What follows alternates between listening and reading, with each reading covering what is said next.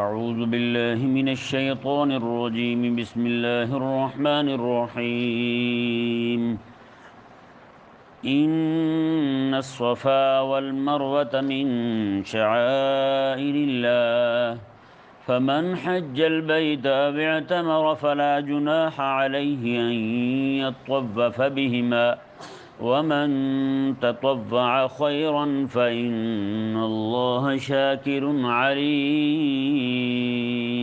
سبحان اللہ۔ یہ پیچھے چونکہ کعبہ مشرفہ کے قبلہ ہونے پر کلام ہو رہا تھا، تو یہ اسی کے ضمن میں اللہ تبارک و تعالی نے صفا اور مروہ کا ذکر فرمایا۔ صفا اور مروہ جو ہیں یہ اللہ تبارک و تعالی کی نشانیاں ہیں۔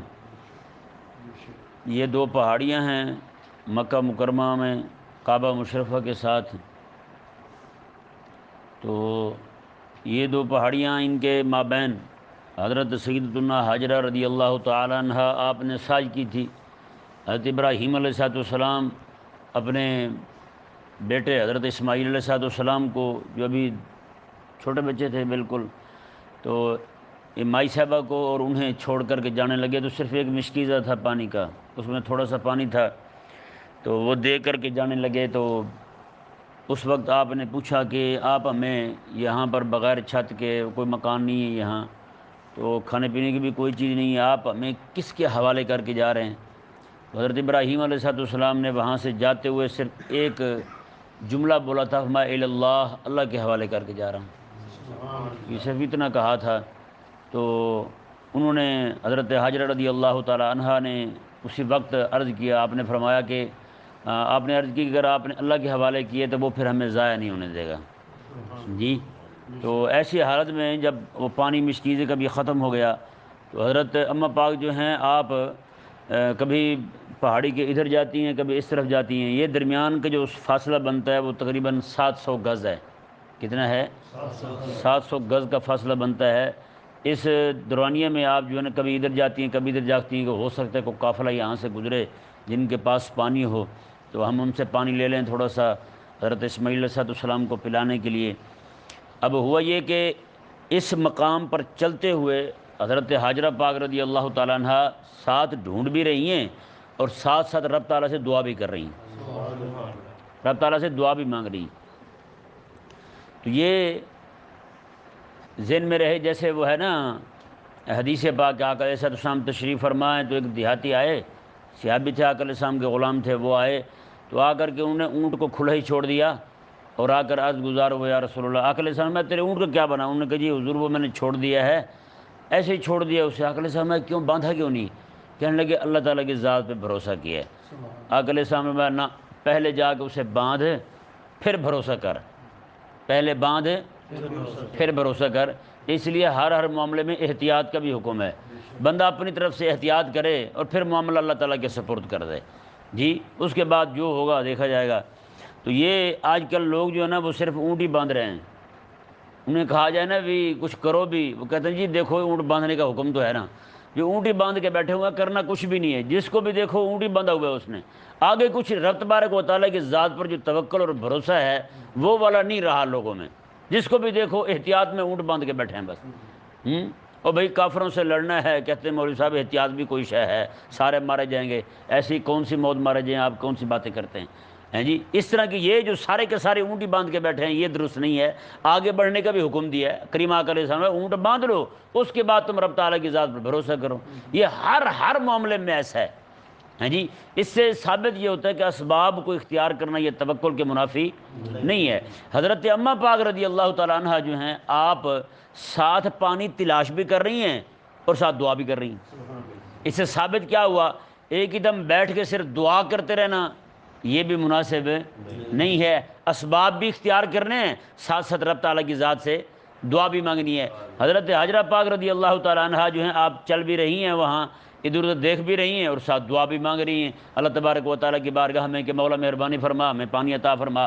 تو یہی وہ مقام تھا جہاں پر حضرت اماں پاک رضی اللہ تعالیٰ عنہ نے دعا مانگی اور اللہ تبارک و تعالیٰ نے دعا ایسی قبول فرمائی کہ وہیں پہ جہاں حضرت ابراہیم علیہ السلام اپنی ایڑیا مبارکہ رگڑ رہے تھے وہیں پہ اللہ تبارک و تعالیٰ نے آب زمزم جاری فرما دیا۔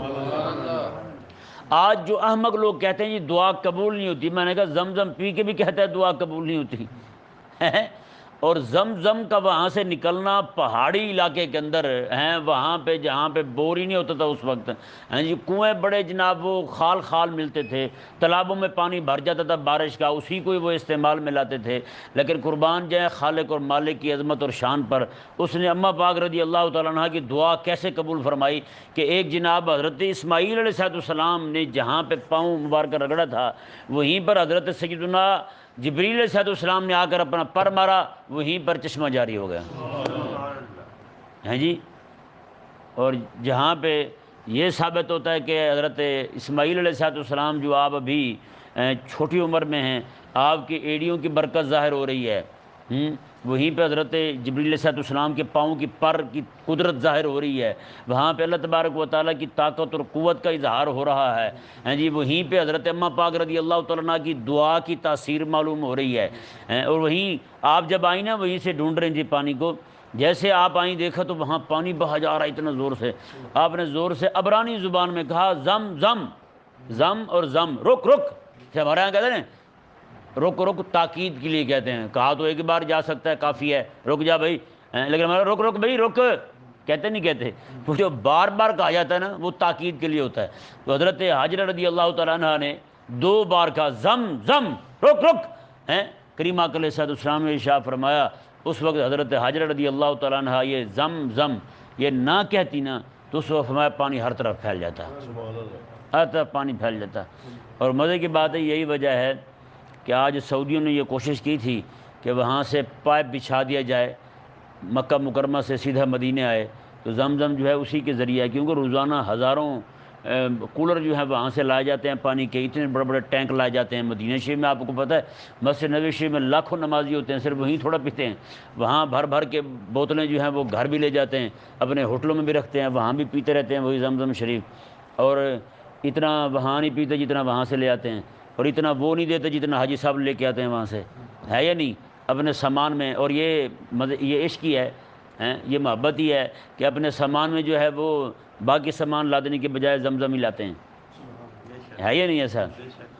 جنہیں خدا تبارک و تعالیٰ یہ محبت عطا فرما دے، تو وہ انہوں نے کوشش کی وہاں سے نا پائپ بچھانے کی، میں ویسے کو لے جائے تو لے جائے۔ حضرت حاجرہ رضی اللہ تعالیٰ عنہ نے جو فرمایا ہے کہ رک، تو میں وہ خود نہیں جاتا کہیں بھی تو انہوں نے کوشش کی تھی، یہ مجھے حاجی نے وہیں بتائی، وہ وہیں پہ زمزم شریف جو کنواں ہے نا وہیں پہ وہ خدمت کرتا تھا مکہ شریف میں، وہیں پہ وہ خادم تھا۔ وہ کئی بار اس نے کہا یہ پانی جو ہوتا ہے نا باہر یہ ملا ہوا ہوتا ہے، یہ جو جتنا بھی آتا ہے نا کولروں میں، تو کہتا ہے میری وہاں ڈیوٹی ہے، میں وہاں کام کرتا ہوں، اگر آپ جب بھی فرمائیں گے میں وہاں کنویں سے پانی نکال کے دوں گا آپ کو۔ میں نے اسے کہا، میں نے کہا خدا کے بندے یہ آپ کو پتہ نہیں ہے یہ زمزم شریف کی تاثیر ہے، اگر 10 من پانی ہونا اس میں 1 قطرہ زمزم کا ملا دیں سارا زمزم ہو جاتا ہے، سارا زمزم ہو جاتا ہے۔ باقاعدہ یہ لیبارٹریوں والے دیکھ چکے ہیں، لیبارٹریوں والے دیکھ چکے ہیں، وہ کہتے ہیں کہ وہ پانی جو ہے نا وہ 1 قطرہ زمزم کا سارے پانی کو زمزم کر جاتا ہے، کہ نہیں سمجھ پڑا مسئلہ؟ ہاں، تو یہ اللہ تبارک و تعالیٰ نے فضل اور کرم فرمایا اپنا کہ اماں جی نے فرمایا کہ رک رک، وہ رک گیا، وہاں سے خود نہیں جاتا کہیں بھی۔ ہاں، لوگ لے جاتے ہیں، بھر کے لے جاتے ہیں تو لے جائیں، تو انہوں نے کوشش کی وہاں سے پائپ بچھانے کی کہ پائپ کے ذریعے پانی کو لایا جائے، یہ پانی نہیں آیا۔ انہوں نے کہا ہمیں اماں کا آرڈر ہے، ہم کیسے جا سکتے ہیں ہمیں ماں جی کا آرڈر ہے، میں نہیں جا سکتا کہیں بھی۔ بہرحال جی وہ یہ 2 پہاڑیاں جو ہیں ان کا تعلق حضرت حاجرہ رضی اللہ تعالیٰ عنہ کے ساتھ ہے۔ ہوا یہ کہ یہ 2 پہاڑیاں جو ہیں ان پر مکے کے مشرکوں نے 2 بت رکھ دیے تھے، ایک اصاف نام کا ایک نائلہ نام کا، یہ 2 بت تھے، ایک کو صفا پہ رکھ دیا ایک کو مروہ پہ رکھ دیا۔ اب ہوا یہ کہ ان پر وہ رکھنے کی وجہ سے لوگ جو ہیں ان کی عبادت کیا کرتے تھے، مشرکین جو ہیں وہ بھی صفا مروہ پہ دوڑتے تھے، ان کا طریقہ وہی تھا جیسے وہ کعبے کے طواف کرتے تھے بے لباس ہو کر، یہاں بھی وہی کرتے تھے، عند البیت الا مقام و تصدیہ، تالیاں بجانی اور سیٹیاں بجانی، یہ صفا مروہ کے درمیان سعی کرتے ہوئے کرتے تھے۔ وہ یہ کہتے تھے کہ یہ والی حرکتیں کرنا یہ عمل کے قبول ہونے کی نشانی ہے۔ وہ نعوذ باللہ من ذالک کریمہ کا صلی اللہ علیہ وسلم کو اللہ تبارک و تعالی نے غلبہ عطا فرمایا، کریمہ کا صلی اللہ علیہ وسلم نے ان پہاڑیوں کو پاک فرما دیا۔ اب کئی سارے لوگ جو تھے وہ یہاں پہ صفا اور مروہ کے مابین سعی کرنے کو وہ ذرا عیب سمجھنے لگے کہ یہ تو پھر بتوں کی یہاں تعظیم ہوتی تھی تو ہم بھی وہاں پہ کریں کام، اگر وہیں پہ ہم بھی صفا مروہ کے درمیان سعی کریں تو یہ تو پھر بات درست نہیں ہے۔ اللہ تبارک و تعالی نے انہیں جواب عطا فرمایا، ٹھیک ہے نا جی۔ ایک بات تو یہ، دوسرا مسئلہ یہ سماعت فرمائیں کہ جو حکم ہوتا ہے نا دین و شریعت کا، اسلام کا جو حکم ہوتا ہے، اگر اسے کافر اپنانا شروع کر دیں تو کافروں کے اپنانے کی وجہ سے ہم اسے ترک نہیں کریں گے، ہم اسے ترک نہیں کریں گے۔ جیسے آپ کعبہ شریفہ کو دیکھیں، کعبہ شریفہ میں 360 بت پڑے ہوئے ہیں۔ کتنے بت ہیں؟ 360 بت پڑے ہوئے تھے، بت پڑے ہوئے ہیں کعبے میں، اور آقا علیہ السلام مدینہ میں آ گئے۔ مدینہ شریفہ میں یہ آقا علیہ السلام نے جب جا کے کعبہ مشرفہ کو بتوں سے پاک کیا، وہ تو بہت عرصہ بعد پاک کیا ہے، بہت عرصہ بعد جا کے مکہ فتح ہوا، 9 کو 9 آقا علیہ السلام کے 9 آخری سال چل رہے تھے آقا علیہ السلام کی تبلیغ مبارکہ کے، تو اس وقت جا کے آقا علیہ السلام نے کعبہ مشرفہ کو، مکہ مکرمہ کو فتح کیا، اور وہاں سے جا کے بت نکالے آقا علیہ السلام نے۔ وہاں بت بھی پڑے ہوئے ہیں، اور مدینہ منورہ میں اور باقی جہاں کہیں بھی صحابہ رہتے ہیں کعبہ کی طرف منہ کر کے نماز بھی پڑھ رہے ہیں۔ کہ نہیں سمجھ آیا مسئلہ؟ اس سے ثابت کیا ہوتا ہے؟ اس سے ثابت یہی ہوتا ہے کہ اسلامی حکم کے اندر یہ کعبے کے اندر بت آ گئے تو بتوں کا وہاں پڑا ہونا جو ہے وہ کعبے کو قبلہ ہونے سے خارج نہیں کر رہا تھا، کعبہ قبلہ ہی تھا، مسلمان اسی کی طرف منہ کر کے نماز پڑھ رہے تھے، آقا علیہ السلام کے صحابہ، حضور کے غلام، لیکن کسی کو ممانعت نہیں کی گئی کہ وہاں تو بت پڑے ہوئے ہیں آپ وہاں منہ کر رہے ہیں۔ کہیں سمجھ پڑا مسئلہ؟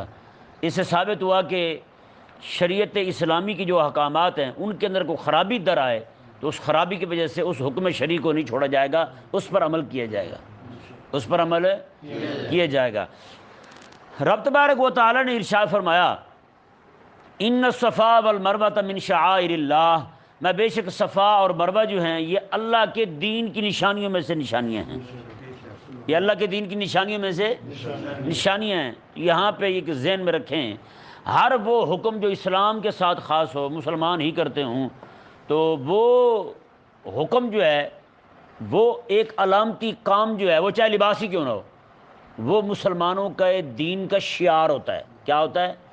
شعار ہوتا ہے۔ اس کا مذاق اڑانا بھی کفر ہے، اس کا مذاق اڑانا بھی کفر ہے، اس کی توہین کرنا بھی کفر ہے، اور اس کی مخالفت کرنا بھی کفر ہے۔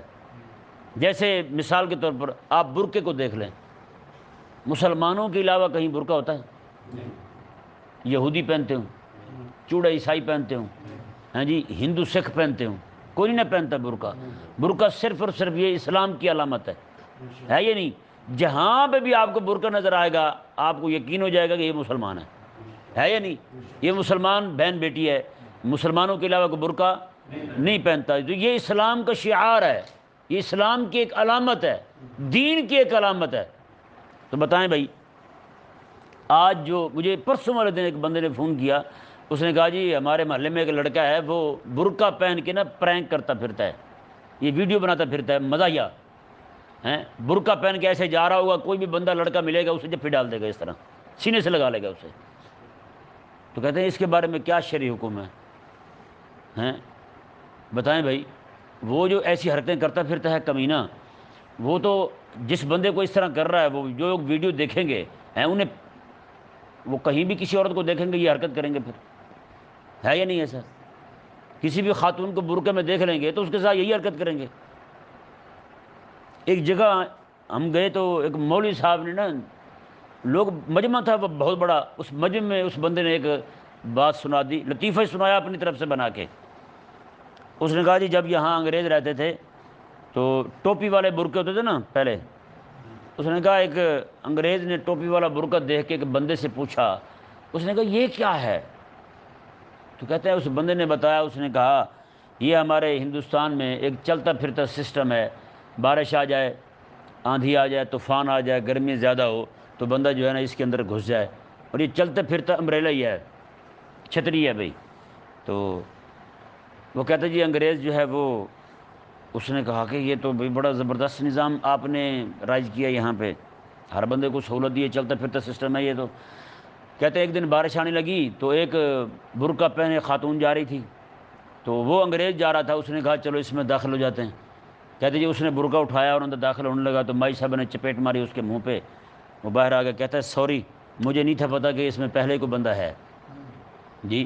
اب وہ لطیفہ اس نے سنا، لوگ زور سے ہنسنے لگے، تو میں نے مولوی صاحب کو پوچھا، میں نے کہا مولوی صاحب آپ صحیح سے بتائیں، یہ جو آپ نے یہ لطیفہ سنایا ہے یہ مذاق کس چیز کا اڑایا آپ نے؟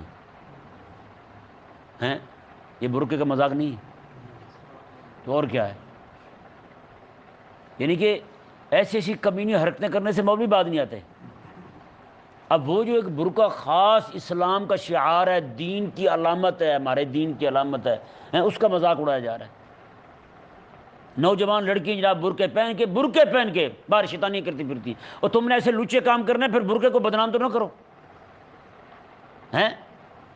عجیب کمینی طبیعت کے لوگ ہیں بھائی، ان کے ماں باپ بھی نہیں سمجھاتے، اتنے بے حیا ہو گئے ہیں کہ تمہاری بیٹی جو ہے برقع پہن کے باہر لوگوں کو ایسے جناب گلے مل رہی ہے، باہر لڑکوں کو جناب چھیڑخانی کر رہی ہیں عورتیں لڑکیاں، اور مووی بنا رہی ہیں جناب۔ مجھے لڑکا کہنے لگا، اس نے کہا جی اور باقی جو بغیر برقعے کے ہوتی ہیں ان سے زیادہ ان کو لوگ دیکھتے ہیں، بتائیں۔ رب تبارک و تعالیٰ نے قرآن میں کیا ارشاد ہے؟ وَمَن يُعَظِّمْ شَعَائِرَ اللَّهِ فَإِنَّهَا مِن تَقْوَى الْقُلُوبِ، فرمایا کہ وہ تقوی والا دل ہے جو اللہ تعالیٰ کی نشانیوں کی تعظیم کرتا ہے، اللہ تعالیٰ کے دین کی نشانی، یہ دین کی نشانی ہے۔ اور رب تبارک و تعالیٰ نے اس آیہ مبارکہ میں کیا فرمایا؟ ان الصفا والمروۃ من شعائر اللہ، میں بے شک صفا اور مروہ جو ہیں یہ اللہ تبارک و تعالیٰ کے دین کی علامتیں ہیں، اللہ تعالیٰ کے دین کی نشانیاں ہیں دونوں۔ تو میں تم پریشان کیوں ہوتے ہو کہ یہاں بت رکھے ہوئے تھے، بتوں کے آنے کی وجہ سے یہ ناپاک تھوڑی ہوئی ہیں، بتوں کو دور کر دیا، ان پہ جو تمہارے ذہن کے مطابق نجاست آ چکی تھی وہ بھی دور ہو چکی، تو یہ تو رب کے دین کی نشانی ہے۔ تو رب تبارک و تعالیٰ کا دین ہمیشہ سے ہے، اور جب سے ان کی نسبت جو ہے رب تعالیٰ کی دین کی طرف ہوئی ہے، حضرت اماں پاک کی طرف ہوئی ہے، یہ تب سے پاک ہو گئی، یہ تب سے ہی پاک ہو گئی۔ جیسے کعبہ مشرفہ میں بت پڑے ہوئے ہیں، بتوں کی موجودگی میں کریم آقا صلی اللہ علیہ وسلم اور آقا علیہ السلام کے صحابہ اتنے عرصہ تک کعبے کی طرف منہ کر کے نماز پڑھتے رہے، کوئی قدغن نہیں ہے۔ تو کعبے کے قبلہ ہونے سے یہ ان کے بت پڑے ہوئے بھی خارج نہیں کر سکتے۔ اسی طرح کر کے دینی حکم، شریعت کا حکم جو ہے اس میں اگر کوئی خرابی در آئے تو اس خرابی کو دور کیا جائے گا، اس دینی حکم کو بند نہیں کیا جائے گا۔ اس کی مثال میں ایسے دیتا ہوں، جیسے کسی بندے کے ناک پر مکھی بیٹھ جائے تو مکھی اڑائی جائے گی، نہ کہ ناک کاٹا جائے گا۔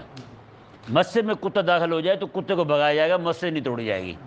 یہ نہیں سمجھ بڑا مسئلہ ہے۔ کئی احمق ہوتے کہتے ہیں نہیں جی مسجد کو گرا دو، نہیں مسجد نہیں گرائی جائے گی، کتا بھگایا جائے گا۔ یہ نہیں سمجھ آیا مسئلہ؟ ہاں اسی طرح کر کے نکاح میں، شادی میں جو خرافات دار آئی ہیں، اتنے سارے گناہ ہونے لگے ہیں، ایک سنت پوری کرنے کے لیے 1800 گناہ کر لیتے ہیں، تو ان فسادات کو دور کیا جائے گا، ان خرابیوں کو دور کیا جائے گا، نہ کہ جناب ایک شرعی حکم جو ہے اسے بند کر دیا جائے۔ نکاح کو نہیں منع کیا جائے گا، اس خرابی کو دور کیا جائے گا۔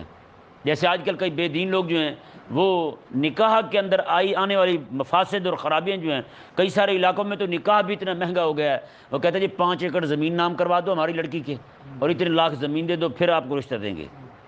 بتائیں بھائی، جہاں پہ نکاح اتنے لاکھ کا ہو جائے وہاں زنا تو پھر 10-20 روپے میں ہونا ہے، پھر نکاح 50 روپے میں ہونا ہے وہاں پہ زنا جو ہے۔ تو یہ حال کر دیا ہم نے۔ کہاں سے شروع ہوئی تھی بات؟ وہ کیا نام اس کا، جہیز سے۔ لڑکے والوں نے جہیز بڑھا دیا، لڑکی والوں نے اپنی شرطیں بڑھا دیں، انہوں نے مہر کے بہانے یا فلاں چیز بھی دے دو، فلاں بھی دے دو، فلاں بھی دے دو۔ کتنے سارے لڑکے اور لڑکیاں حقیقت والے جن کو میں تعلق کی وجہ سے جانتا ہوں، ان کو وہ بیٹھے ہوئے ہیں، کچھ بھی نہیں ہے پاس، تو کیا کریں پھر بتائیں؟ تو اب کئی سارے لوگ ذلیل کہتے ہیں جی، جیسے وہ ایک حرامی ہے شیخ رشید، اصل میں رشید تو کہتے ہیں ہدایت والے بندے کو، وہ تو یزید ہے، پورا لانتی ہے وہ ذلیل۔ اسے کسی نے کہا کہ آپ شادی کیوں نہیں کرتے؟ اس بغیرت نے یہ بکواس کی، اس نے کہا کہ جب دودھ باہر سے مل جائے تو بھینس رکھنے کا کیا فائدہ ہے؟ مطلب اس ذلیل نے زندگی ساری بدکاری میں گزاری، منہ کالا کرتے ہوئے گزاری اس ذلیل نے زندگی ساری۔ اور یہ جو جملہ اس نے دیا ہے، یہ جملہ اس جیسی طبیعت کے لوگوں کو کتنا مزیدار لگے گا۔ وہ ان کا بھی ذہن بنے گا۔ اور یہ بعض اوقات لوگ جو ہے نا کمینے ایسی حرکتیں ایسی باتیں کرتے ہیں کہ وہ لوگوں کے دل کو بھاتی ہیں، اور بھاتی صرف انہی دلوں کو جن کے دلوں میں گندگی اور نجاست ہوتی ہے۔ اہل ایمان کو یہ باتیں اچھی نہیں لگتی، اور یہ کتنی بڑی بکواس کی ہے اس ذلیل نے۔ مطلب کیا ہے کہ جب زنا سستا ہے تو نکاح کرنے کا کیا فائدہ، بندہ اتنی پھٹیکیں کیوں اٹھائے، نعوذ باللہ من ذالک۔ تو رب تبارک و تعالی نے ارشاد فرمایا جی دیکھیں، ان الصفا والمروہ من شعائر اللہ، میں بے شک صفا اور مروہ جو ہیں یہ اللہ تعالی کی نشانیوں میں سے نشانی ہیں۔ اب وہ لوگ جو پریشان ہو رہے تھے کہ اب اس کی صفا اور مروہ کی تعظیم کیسے کریں، ہم یہاں پہ سعی کیسے کریں، یہاں تو مشرکوں کے بت پڑے ہوئے تھے اصاف اور نیلا نام کا۔ رب تبارک و تعالی نے انہیں جواب دیا، میں فمن حج البیت او اعتمر، میں جو کوئی حج کرے بیت اللہ کا یا پھر عمرہ کرے، حج کرے اور عمرہ کرے، یہ ذہن میں رہے ہمارے نزدیک صفا اور مروہ کے درمیان جو سعی ہے یہ واجب ہے، اور امام شافعی رضی اللہ تعالیٰ عنہ کے نزدیک یہ فرض ہے، کیونکہ ان کے نزدیک واجب یہ کوئی جسے ہم واجب کہتے ہیں وہ اسے بھی فرض کہتے ہیں۔ واجب ہونا ان کے نزدیک کوئی اصطلاح نہیں ہے، امام شافعی کے نزدیک یہ واجب ہونے کی اصطلاح ہمارے نزدیک ہے احناف کے نزدیک، وہ کہتے ہیں کوئی چیز ہے فرض ہے یا پھر سنت ہے، بس اس کے مابین کوئی دوسرا درجہ نہیں ہے، جیسے ہم کہتے ہیں پہلے فرض ہے پھر واجب ہے پھر سنت ہے، اس طرح کر کے ان کے نزدیک یہ نہیں ہے، یہ واجب کا درجہ نہیں ہے، جسے ہم واجب کہتے ہیں وہ اسے فرض کہتے ہیں۔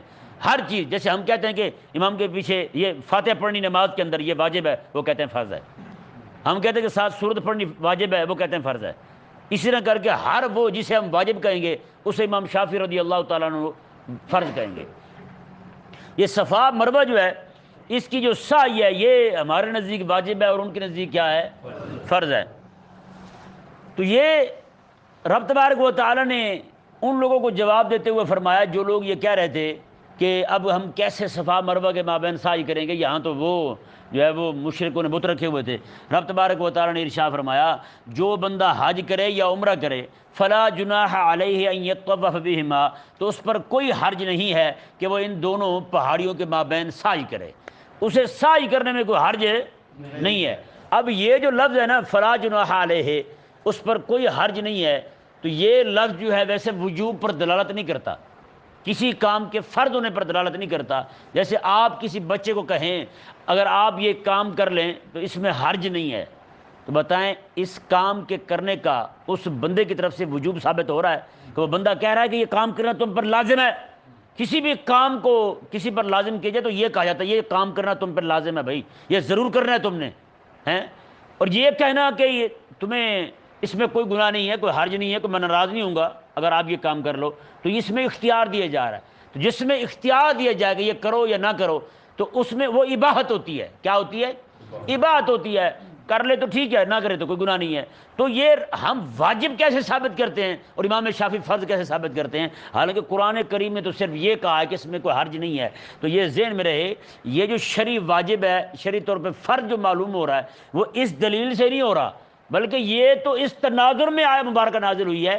جو لوگ اسے گناہ سمجھ رہے تھے کہ جہاں بتوں کے ہونے کی وجہ سے ہم یہاں صفا مروہ کے مابین سعی کریں گے تو گناہ ہوگا، رب تبارک و تعالی نے انہیں جواب دیتے ہوئے فرمایا ہے میں تم جو طواف کرو گے نا، یہاں یہ سعی کرو گے حج میں یا عمرہ میں، یہ کوئی گناہ والی بات نہیں ہے، کیونکہ تم کون سی بتوں کی تعظیم کر رہے ہو، تم تو یہاں کھڑے ہو کے مجھے پکار رہے ہوگے ہیں، صفا مروہ کے مابین سعی کر رہے ہو اور یہاں پہ تم مجھ سے دعا مانگ رہے ہو جیسے حضرت حاجرہ رضی اللہ تعالیٰ عنہ نے مانگی تھی۔ تو میں اس میں لہٰذا تمہارے لیے کوئی عیب والی کوئی گناہ والی بات نہیں ہے، تم پریشان نہ ہو، لہٰذا تمہارے لیے یہاں پہ صفا مروہ کے مابین سعی کرنا یہ میرا ہی حکم ہے، اور تم نے میرے حکم پر عمل کرتے ہوئے اس صفا مروہ کے سعی کو عمل میں لانا ہے، تم نے بتوں کی نہ تعظیم کرنی ہے نہ اس کی نیت کرنی ہے۔ رب تبارک و تعالی نے ارشاد فرمایا ومن تطوع خیرا، ہاں جو بندہ نیکی کی نیت کرتے ہوئے رب تعالیٰ کو راضی کرنے کی نیت سے یہاں صفا مروہ کے مابین سعی کرے گا تو وہ ذہن میں رکھے فإن اللہ شاکر علیم، اللہ تبارک و تعالیٰ بڑا ہی قدردان ہے اور علم والا ہے۔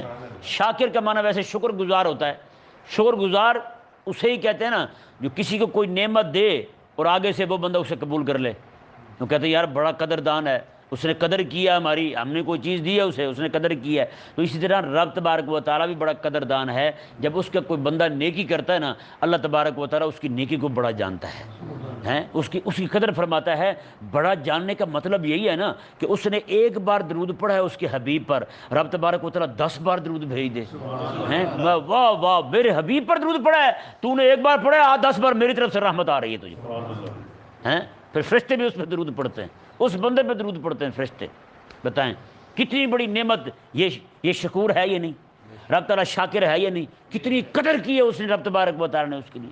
10 رحمت نازل فرماتا ہے، 10 بار درود بھیجتا ہے، 10 گناہ مٹا دیتا ہے اور 10 درجے جنت میں بلند فرما دیتا ہے۔ یہ ایک بار درود پڑھنے کی برکت ہے ہیں۔ یار کا نام کتنا پیارا لگتا ہے خالق المالک ہیں۔ ایک نماز پڑھ کے بندہ جائے نا، دوسری نماز کی تڑپ ہو، اللہ تبارک و تعالیٰ دونوں نمازوں کے مابین جتنے بھی گناہ ہوتے ہیں صغیرہ سب کو معاف فرما دیتے ہیں، سب کو معاف فرما دیتے ہیں۔ کیسی قدر کی ہے اس رب تبارک و تعالیٰ، کیسا قدردان ہے، شاکر بھی ہے شکور بھی ہے ہیں۔ رب تبارک و تعالیٰ نے ارشاد فرمایا فَإِنَّ اللَّهَ شَاكِرٌ عَلِيمٌ، بے شک اللہ تبارک و تعالیٰ قدردان ہے، علم والا ہے۔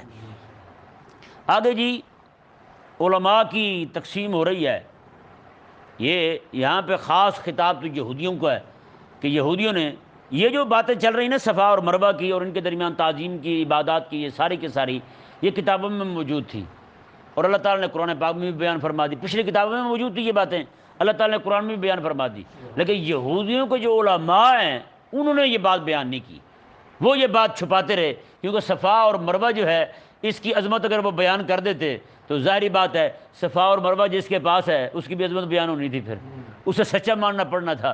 صفا اور مروہ اللہ تبارک و تعالیٰ نے امام الانبیاء کو عطا فرمایا، نہ یہ علامتیں، یہ شعائر دین کے نہ یہودیوں کے پاس ہیں نہ ہی نصرانیوں کے پاس ہیں، یہ اللہ تبارک و تعالیٰ نے کتاب والوں میں سے قرآن والوں کو عطا فرمایا۔ سبحان اللہ۔ ہاں یہ ذلیل یہودیوں کے جو مولوی تھے ان کے علماء سو جنہیں کہا جاتا ہے، اگر وہ یہ مان لیتے تو ظاہری بات انہیں یہ بھی ماننا پڑنا تھا۔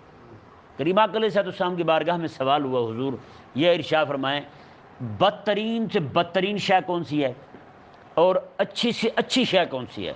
کریم آقا علیہ السلام نے فرمایا الا ان شر العلماء شرار العلماء۔ کریم آقا علیہ السلام نے فرمایا کہ بدترین میں سے بدترین شے جو ہے نا ساری کائنات میں وہ علماء سو ہیں۔ کون ہیں؟ برے علماء ہیں۔ اور فرمایا آقا علیہ السلام نے ان الخیر خیار العلماء، میں کہ خیر جو ہے وہ بہترین چیز، سب سے بہترین چیز جو ہے وہ علماء ہیں۔ وہ کون ہیں؟ علماء ہیں۔ اب یہاں پہ ایک مسئلے کی وضاحت ضروری ہے، وہ آقا علیہ السلام نے عالم کو ہی بہترین فرمایا اور عالم کو بدترین فرمایا، اس کی وجہ کیا ہے؟ آپ دیکھتے ہیں ایک روٹی ہے اور ایک مٹھائی ہے، رس گلہ لے لیں یا گلاب جامن یا جو بھی شے پسند ہو، گلاب جامن ہو رس گلہ ہو وہ اور ایک طرف روٹی رکھیں، ان دونوں میں لطیف کیا چیز ہے، مزیدار کیا ہے؟ ہیں رس گلہ ہے۔ جی حاجی صاحب بھی کہہ رہے ہیں رس گلہ ہے۔ رس گلہ جو ہے وہ لطیف بھی ہے اور مزیدار بھی ہے۔ روٹی کی بنسبت زیادہ نرم کیا ہے؟ رس گلہ ہے۔ روٹی کے بنسبت زیادہ لطیف کیا ہے؟ رس گلہ ہے۔ مزیدار بھی وہی ہے۔ اچھا یہ دونوں چیزیں اگر خراب ہوں گی، مٹھائی کو کیڑے پڑیں گے اور روٹی زیادہ سے زیادہ خراب ہوگی تو خشک ہو جائے گی اور چبائی نہیں جائے گی۔ زیادہ لطافت جس میں تھی نا اس کے اندر فساد آیا تو بگاڑ بھی زیادہ آیا، جس میں لطافت کم تھی اس میں فساد آیا تو خرابی کم آئی۔ کہ نہیں سمجھ آیا مسئلہ؟ یہ لطیف بھی سب سے زیادہ وہی اور خراب بھی ہوئی تو کیڑے پڑے اسے، خراب بھی زیادہ وہی ہوئی۔ وہ روٹی جو ہے وہ خراب، وہ خشک ہو گئی ہے، چبڑ ہو گئی ہے روٹی، تو اسے آپ گیلا کر کے استعمال کر سکتے ہیں۔ پہلے لوگ ایسے کھاتے تھے، روٹی کو بھگو کے رکھ دیتے تھے پھر کھا لیتے تھے۔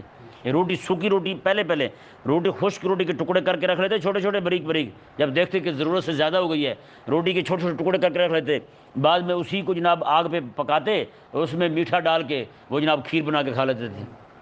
وہ خشک روٹیوں کو بھی پیس لیتے تھے، پیسنے کے بعد پھر اس کا دلیا بن جاتا تھا، وہ بنا کے کھاتے تھے، وہ کام آ جاتی تھی۔ اب بتائیں جس مٹھائی میں کیڑے پڑ جائیں اسے آپ کیسے ٹھیک کریں گے؟ حضرت عیسیٰ علیہ السلام نے اسی لیے فرمایا تھا علماء تم نمک ہو، تم کیا ہو؟ نمک ہو۔ کوئی چیز خراب ہونے والی ہوتی ہے اس میں نمک ڈال دیتے ہیں، وہ خراب نہیں ہوتی، خراب ہونے سے بچ جاتی ہیں۔ یہ اور تو چیزیں ہم نے دیکھی نہیں ہیں جن کو نمک کے ذریعے بچایا جائے۔ قربانی پہ کھا لیں تو دیکھتے ہی ہیں سارے لوگ، کھال کو نمک لگا کے رکھتے ہیں، نمک وہ خراب نہیں ہوتا، خراب کے بغیر وہ نمک کے بغیر رکھے تو شام سے پہلے خراب ہو جاتا ہے۔ تو اس سے ثابت کیا ہوا؟ نمک جو ہے یہ فساد سے بچانے والا ہے، نمک خرابی سے بچانے والا ہے۔ حضرت عیسیٰ علیہ السلام فرماتے ہیں یہ علماء جو ہے نا یہ نمک ہے سارے، یہ علماء نمک ٹھیک رہے گا تو عوام ٹھیک رہے گی، یہ نمک خراب ہو گیا تو عوام بھی نمک حرام ہو جائے گی۔ کہ نہیں سمجھ آیا مسئلہ؟ تو اسی لیے یہ ضروری ہے۔ تو اب جس چیز میں لطافت زیادہ تھی وہ خراب ہوئی تو خراب بھی زیادہ ہو گئی، وہ صحیح تھی تو صحیح بھی سب سے زیادہ تھی، خیر تھی اس میں۔ تو علماء جو ہیں ان کے اندر خرابی آنا مطلب ہے کہ عوام گمراہ ہو جائے گی، عوام بے دین ہو جائے گی، اگر عالم گمراہ ہو گیا۔ اب یہاں پہ ایک غلط فہمی لوگ میں پائی جاتی ہے، وہ میں ذرا بیان کر دوں۔ ایک عالم ہے وہ حق اور سچ کا بیان کرتا ہے، لوگوں سے پیسے لے کر لوگوں کا منہ دیکھ کے دین بیان نہیں کرتا، جیسے دین شریعت نازل ہوئی ہے ویسے بیان کر دیتا ہے، اس میں کسی طرح کی کوئی تبدیلی کسی کو دیکھ کے نہیں کرتا، لیکن اس کے عمل میں خرابی ہے، عمل میں خرابی ہے، عمل میں کوتاہی ہے، یا عبادات نہیں کرتا زیادہ، ہاں جی، عمل میں کوتاہی ہے اس کے، تو ایسا عالم جو ہے وہ علماء سو میں شامل ہے نہیں ہوگا، وہ علماء حق میں ہے۔ کن میں ہے؟ چاہے دنیا کا جتنا مرضی بڑا گناہ کیوں نہ کرتا ہو، جتنے مرضی بڑے گناہ میں مبتلا ہو، اگر وہ دین ویسے ہی بیان کر رہا ہے جیسے نازل ہوا ہے، کسی کی رو رعایت کیے بغیر حق بیان کر رہا ہے، تو وہ علماء حق میں سے، علماء سو میں سے نہیں ہے۔ علماء سو میں سے وہ لوگ ہیں جو صرف تنخواہ بچانے کے لیے رسول اللہ علیہ السلام کا دین بیان نہیں کرتے، 4 پیسے کسی سے لیے تو مسئلے غلط بتا دیے۔ جیسے آج سوسائٹی میں کتنے مولوی بیٹھے ہیں جی، جس وقت امت فتنوں میں مبتلا ہو اس وقت مولوی درخت لگانے کے فضائل سنا رہے ہیں، مولوی درخت لگانے کے فضائل سنا رہے ہیں، دین حق کو بیان نہ کریں، دین حق کو چھپائیں، جہاد کی بات نہ کریں، ناموس رسالت کی بات نہ کریں، رب تعالیٰ کی توحید کی بات نہ کریں، ہیں جی۔ جب جناب لوگ جو ہے وہ قبروں کو ٹکرے مار رہے ہوں اس وقت بھی بندہ کھڑا ہو کے یہ نہ بتائے بھائی یہ تعظیم کی نیت سے سجدہ ہے تو حرام ہے، اگر جناب یہ سجدہ عبادت کی نیت سے ہے تو بندہ مشرک ہو جاتا ہے، اس وقت بھی بیان نہ کریں بلکہ الٹا ان کا دفاع کریں، بھی ٹھیک ہے کچھ نہیں ہوتا بھائی، وہابی غلط کہتے ہیں، وہابی تو غلط کہتے ہیں، تمہارے دین میں بھی اس کی کوئی ممانعت ہے یا نہیں ہیں؟ جس وقت قبروں کو جناب قبروں کو ہی سارا کچھ سمجھ جانے لگے۔ اگر ایک دوست بتا رہے تھے، کہتے جی یہ جو سارے گرگٹ بیٹھے ہوئے نا قبروں پر، سارے لمڑیاں چپک کے بیٹھی ہیں، صرف وہاں سے گلہ اٹھا لیا جائے سارے اٹھ جائیں گے وہاں سے، صرف گلہ اٹھا لیجیے لڑائی ختم ہو جائے گی، ہے یا نہیں؟ کتنی بڑی بات ہے ویسے، گلہ اٹھا لیجیے ساری لڑائی ختم۔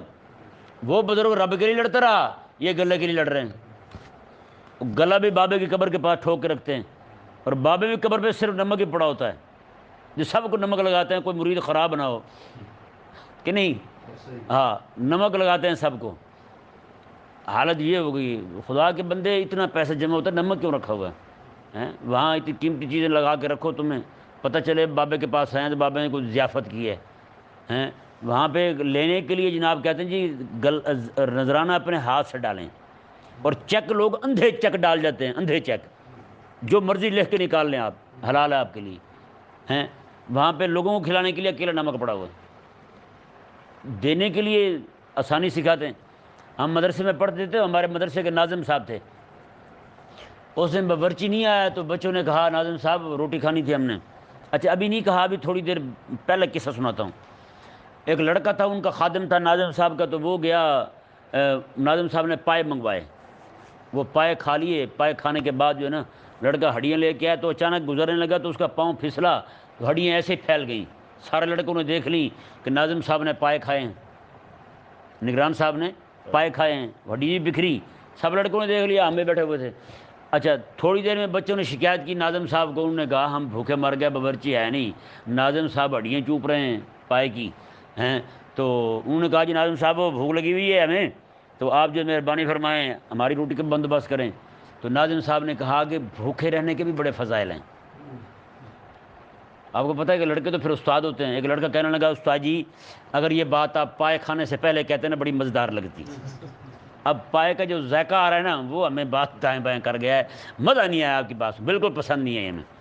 تو یہ حال جو ہوتا ہے ایسے ہوتا ہے، تو یا نہ یار لوگوں سے لینے کے لیے تم اندھے چک لو اور لوگوں کو دینے کے لیے بابے کے دربار پہ نمک پڑا ہوا ہے، بھی مالٹے خود ہی لے لو، یہاں سے نمک ہی ملے گا آپ کو، ہیں، گوشت باہر سے لے لو، سالن باہر سے لے لو، باقی ساری چیزیں، بابا صرف نمک ہی دے گا آپ کو۔ اور کہتے ہیں یہ سب سے سستا پڑتا ہے، اس لیے بزرگوں کی دعوت ایسی ہی ہوتی ہے، نہ کریں یار۔ لوگوں سے بٹورنے کے لیے پتہ نہیں کیا کیا ہو، ہیں مریدوں کے گھر جائیں گے بکرا کھائیں گے، ہیں، اور مرید بکرے کو دال کہے گا، اور پیر کے گھر جائیں گے پیر شوربے والی دال پلائے گا، ہیں جی، مرید وہ بھی خوش ہو کھائے گا، واہ واہ واہ لنگر تھا، اندر روحانیت روحانیت آ گئی ہے۔ میں نے کہا یار وہی دال پیر کو بھی پلاؤ، اس کی بھی روحانیت ذرا زندہ ہو، ہے یا نہیں ایسے؟ یہ دوہرا معیار یہ ہمیں لے ڈوبا بھائی، ہیں بات پتلی تو نہیں ہوگی زیادہ، اللہ خیر کرے گا۔ آگے دیکھیں جی، رب تبارک و تعالیٰ نے یہ واضح فرما دیا کہ وہ لوگ جو دین حق کو چھپائیں یہ علماء سو ہیں۔ یہ کیا ہیں؟ علماء سو ہیں۔ تو یہودی جو تھے جو دین حق کو چھپا رہے تھے، رب تبارک و تعالیٰ نے انہیں فرمایا، یہ آیت مبارکہ کا ترجمہ دیکھیں جی بس، ان الذین یکتمون ما انزلنا من البینات والہدی من بعد ما بیناہ للناس فی الکتاب، بے شک وہ لوگ جو ہم نے نازل کیا ہے واضح دلائل کے ساتھ، والہدی اور ہدایت نازل کی ہے، من بعد ما بیناہ للناس فی الکتاب، بعد اس کے کہ اسے تفصیل کے ساتھ ہم نے کتاب میں بھی بیان کر دیا تھا، کتاب میں بھی بیان کر دیا ہم نے، ہدایت نازل کر دی، ہدایت لوگوں کو سمجھا دی، روشن دلائل نازل کر دیے، لیکن انہوں نے پھر بھی چھپایا اسے پھر بھی چھپایا۔ تو کیا ہوا؟ اللہ تعالیٰ نے ارشاد فرمایا اولئک یلعنہم اللہ، یہی وہ لوگ ہیں جن پر اللہ لعنت بھیجتا ہے۔ اللہ کے لعنت بھیجنے کا مطلب یہ اللہ تبارک و تعالیٰ اپنی رحمت دور کر دیتا ہے ان سے۔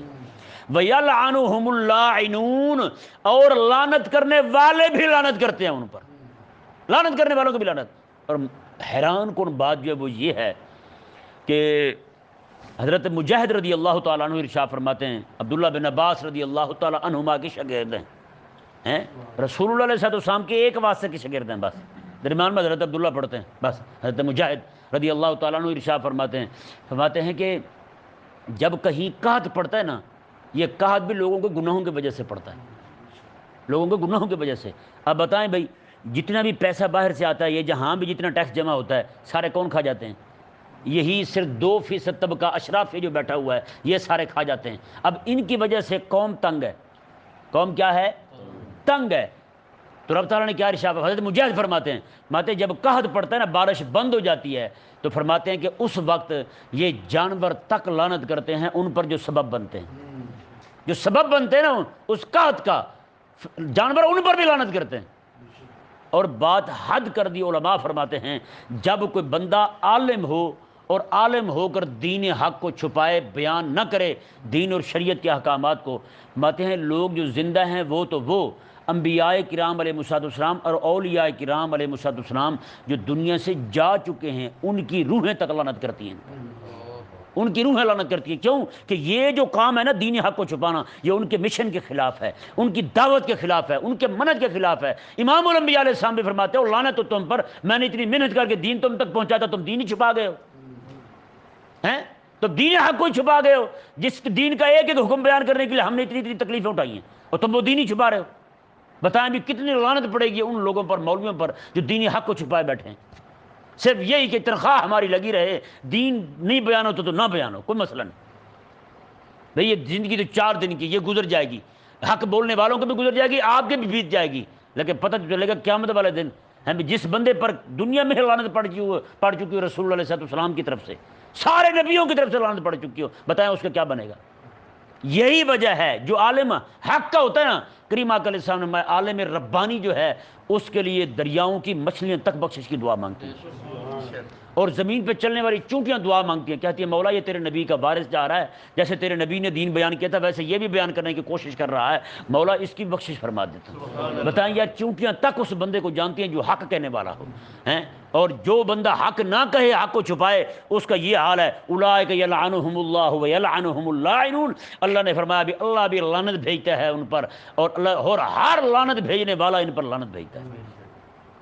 جب نبیوں کی روحیں تک لعنت بھیجتی ہیں، اولیاء کرام کی روحیں تک لعنت بھیجتی ہیں، آپ کو بندہ چاہے میلاد منائے رسول اللہ علیہ السلام کا، رسول اللہ علیہ السلام کی طرف سے تو لعنت آ رہی ہے اس پر، جو دین حق کو چھپائے بیٹھا ہے، جو رسول اللہ علیہ السلام کی جہاد کی بات نہیں کرتا، جس جہاد کو حضور نے اسلام کی دین کی شریعت کی کوہان قرار دیا ہے، اور آقا علیہ السلام فرماتے ہیں رب تبارک و تعالیٰ نے میری روٹی تو تلوار کے نیچے رکھ دی ہے، حضور یہ فرمایا میری روٹی رب نے اس کے نیچے رکھی ہے، تو یہ اسے دہشت گردی کہے، مولوی بیٹھ کے دہشت گردی کہے، تو بتائیں جی پھر اس پر لعنت برسے گی نہیں برسے گی؟ رسول اللہ علیہ السلام کی روح مبارکہ، نبیوں کی روحانی لعنت برسے گی نہیں برسے گی؟ تو پھر 11ویں کرنے والا ہو، غوث پاک کے مزار پہ حملہ بھی ہوا تھا نا، جب انگریز نے امریکہ نے حملہ کیا تھا، بم برسائے تھے وہاں عراق میں، تو اس وقت بھی پیر بڑے پڑے رہے تھے، صرف 11ویں کرتے رہے تھے۔ تو بتائیں غوث پاک جہاد کریں، یہ جہاد کا نام سنتے ہی کترائیں ہیں اور ان کو کپ کپی طاری ہو جائے۔ غوث پاک رضی اللہ تعالیٰ عنہ مدرسہ چلائیں، مدرسے میں بچوں کو پڑھائیں، آپ مدرسے کے بچوں کو کھانا اپنے گھر سے پکا کے خود لے کے آئیں ان کو دینے کے لیے، غوث پاک رضی اللہ تعالیٰ عنہ۔ آپ ظالم حکمرانوں کے سامنے ڈٹ جائیں، اور آج کا ملا ملوانا جو ہے یہ ظالم حکمرانوں کے ساتھ مل جاتا ہے، ہر دربار کا گدی نشین حکمرانوں کے ساتھ ملا ہوا ہے، کوئی کسی کے ساتھ تو کوئی کسی کے ساتھ، فرعون کے ساتھ یاری لگائی ہوئی انہوں نے۔ تو بتائیں یہ غوث پاک کی 11ویں جب کریں گے تو 11ویں والا لعنت بھیجے گا نہیں بھیجے گا ان پر؟ وہ کہے گا وہ ذلیلو میرے نبی کا دین چھپا کے تم کیا کرتے پھر؟ تو 11ویں یہی وجہ، میں اس بات کو حدیث پاک سے پختہ کروں گا۔ کریم آقا علیہ السلام نے میں رب قار الا القرآن بل قرآن یلعنہ، بہت سے لوگ قرآن پڑھنے والے ایسے ہیں وہ قرآن پڑھ رہے ہوتے ہیں، قرآن ان پر لعنت بھیج رہا ہوتا ہے، اور لاکھ لعنت تیرے پہ، اور لعنت ہو تیرے پر، تو کیا کر رہا ہے، تو کیوں پڑھ رہا ہے مجھے؟ بتائیں بھائی، جب قرآن پڑھنے والا، بہت سے قرآن پڑھنے والے ایسے ہیں قرآن پڑھے تو قرآن لعنت بھیجے، جب قرآن بھی پڑھے قرآن کا حکم بیان بھی نہ کرے، قرآن کو پڑھے بھی قرآن کے احکامات کو چھپائے، تو قرآن لعنت نہیں بھیجے گا؟ قرآن بھی پڑھے، قرآن پڑھ کے لوگوں میں گمراہی اور بے دینی بھی پھیلائے، قرآن پڑھ کے غامدی نے کہا تھا راضی خوشی کو زنا کر لیں تو یہ حلال ہوتا ہے، بتائیں قرآن پڑھ کے یہ بات کرے تو بتائیں لعنت نہیں برسے گی؟ قرآن بھی پڑھے، خاتم النبیین کی آیت بھی پڑھے، پڑھنے کے بعد پھر اپنے آپ کو نبی کہے ہیں؟ قرآن پاک بھی پڑھے، قرآن پاک پڑھ کے، قرآن پاک اتنی جناب ہدایت دیتا ہے، یہ پڑھ کے پھر بندہ کہے کہ ہدایت تو بھائی انگریزوں کے پاس ہے، وہ کہاں پہنچ گئے، ہم قرآن پڑھ کے ادھر رہ گئے، ہم تو بھوکے مر گئے، تو بتائیں قرآن لعنت نہیں بھیجے گا اس پر؟ چاہے سویرے تلاوت کرے، شام کو کرے، دوپہر کو کرے، جہاں مرضی کرے، قرآن تو لعنت بھیجے گا اس پر بھائی۔ اسی طرح کر کے روحانی طور پر غوث پاک رضی اللہ تعالیٰ عنہ بھی لعنت بھیجتے ہیں ان لوگوں پر جو غوث پاک کے مشن کے مخالف ہیں اور صرف 11ویں پہ جمے ہوئے ہیں بس۔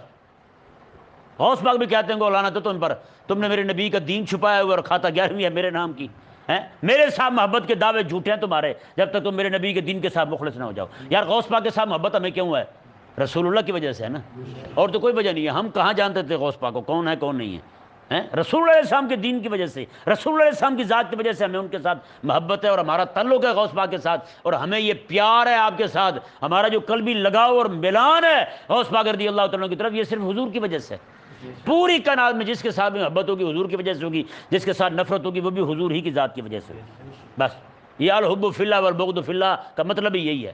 رب تبارک و تعالیٰ نے کیا ارشاد فرمایا جی دیکھیں، الا الذین تابوا واصلحوا وبینوا، ہاں وہ بندہ جو توبہ کر لے واصلحوا اور اصلاح کر لے، وبینوا جو کوئی دین اس نے چھپایا ہوا تھا اس دین کو بیان کر دے، دین حق کو جو چھپایا ہوا تھا وہ بیان کر دے۔ رب تعالیٰ نے ارشاد فاولئک اتوب علیہم، ہاں اس بندے کی میں توبہ قبول کر لوں گا، آ جائے نا حق پر حق کو بیان کرے، وانا التواب الرحیم، کیونکہ میں بہت بڑا توبہ قبول کرنے والا اور بہت بڑا مہربان ہوں۔